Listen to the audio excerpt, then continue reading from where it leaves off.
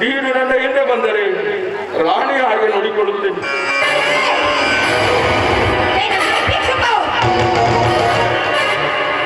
ನಾನು ನಿನ್ನ ಹಿಂದೆ ಬಂದ್ರಿ ನನ್ನ ರಾಣಿ ಹಾಗೆ ನೋಡಿಕೊಳ್ಳೋದಕ್ಕೆ ಮಾಡಿಕೊಂಡಿರೋ ಹೆಣ್ಣು ತಿಳಿದುಕೊಂಡಿದ್ಯಾ?